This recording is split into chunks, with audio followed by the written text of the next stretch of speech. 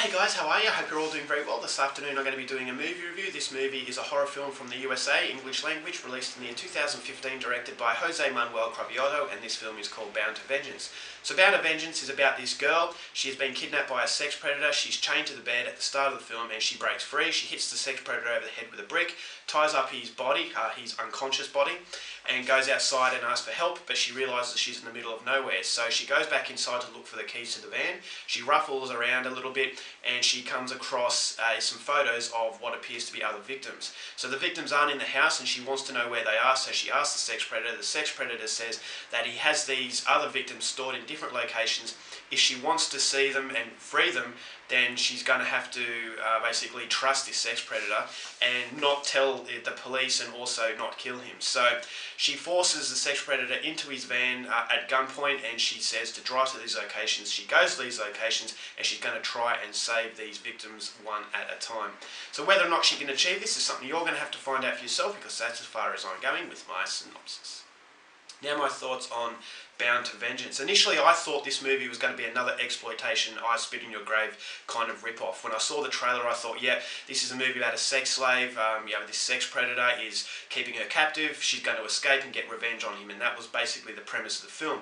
But I was really surprised to see that there was so much more. This is an exploitation kind of film, but it doesn't have the notoriety of something like I Spit in Your Grave. The reason why I Spit in Your Grave is so well known is because of the shocking impact that the movie had on you, the rape scenes and the revenge scenes. And I actually feel, as a film, it's not very good, but it lasts in the memory because it shocks you by what you see. But this movie steers clear of that. Yes, there are some shocking scenes here and there, but it doesn't rely on shocking you. It actually feels like the director has a lot more confidence in himself to actually make you remember this film by the storyline and how the characters unfold. And that was something missing in I Spit in Your Grave and other exploitation films like that. Now, I'm not saying there's anything wrong with those types of movies, but I think that, that the reason why they've got so much attention is because of their shocking nature. So this movie, it has a very sleazy feeling. It felt like, in some areas, it actually felt like the movie Seven by David Fincher, where that really slimy, sort of sleazy neon lighting, and you actually felt that you're in an underbelly of this really sleazy world. And this movie really matched that. It actually felt like you were dealing with a sex trafficking ring.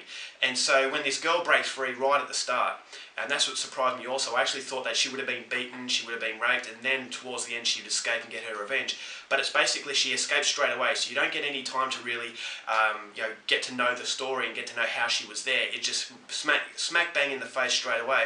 And then all of a sudden she is taking the task upon herself to try and free these other girls. So it does have a lot to your imagination. Yeah, there are some shocking things that happen, but a lot of it is you don't actually see, so I like that. As I said, there are some shocking scenes of violence here and there, but it's few and far between and it doesn't rely on that. So it's got a very solid atmosphere. I thought the cinematography was absolutely excellent. Apart from having a Seven-like atmosphere, it also has very good camera angles. It felt like the director was experimenting with some angles, and I think they really work, and it shows the sign of a director who is very confident in himself and he was going to try and do something different.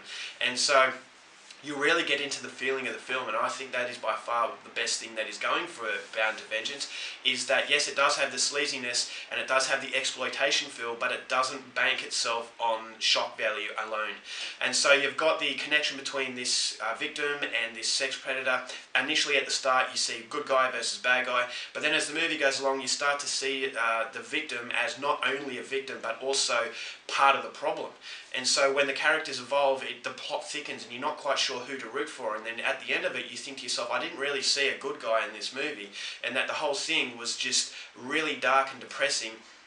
And at the same time it was very entertaining. I thought there was a lot of suspense. My only problems with the film is that, well actually I want to talk about the acting first. The acting was very good, especially from the central character, the girl. The sex predator was very well done, but he does take a back seat. He's more of a supporting role. But this woman, this girl, young girl, young lady. This young lady, she plays a really wide range of emotions. She is a very conflicted character. She doesn't really know, she wants to do the right thing, but she doesn't really think she's getting what she wants to do. I'm trying really hard not to give any spoilers, but some of her plans backfire and she starts to believe that is what she is doing the right thing to do. And you're kind of umming and ahhing about that as well. So it's a very, very complex character, and it's something I really appreciated, because you can back this character, but at the same time you start to feel that there's a different side of this character as well. So yeah, there were a lot of positives to the film. Unfortunately for me though, the negatives is that when she goes to save these girls, it goes to one house, and then it goes to the other house, and then it goes to the other house, and you get a strong sense of deja vu. It feels a little bit repetitive, and it's recycling the same ideas, and so in just before the halfway point, I guess you could say, it does recycle the similar sort of way that the movie's going, the formula. She goes to one house, bang, bang, bang, something happens, goes to the next house, goes to the next house, goes to the next house. And then right at the end, I thought it was very cliched. There were some decisions that the characters make that are very stupid. And so in that regard, it is a little bit generic, and that's something I didn't like about it. But overall, I thought Bound to Vengeance was a very sleazy film that could have easily gone into the territory of I Spit in Your Grave, but fortunately it doesn't. It does go down a very deep and psychological sort of twisted route, and that was something I wasn't expecting, and it was a very welcome surprise. So overall, for Bound to Vengeance, I'm going to give it 3 stars. There are generic moments and there are moments that repeat themselves, but I'm still going to recommend it to you all who enjoy this type of movie. Alright guys, that's my review. Hope you enjoyed it. Till next time, keep watching movies, and I'll see you later.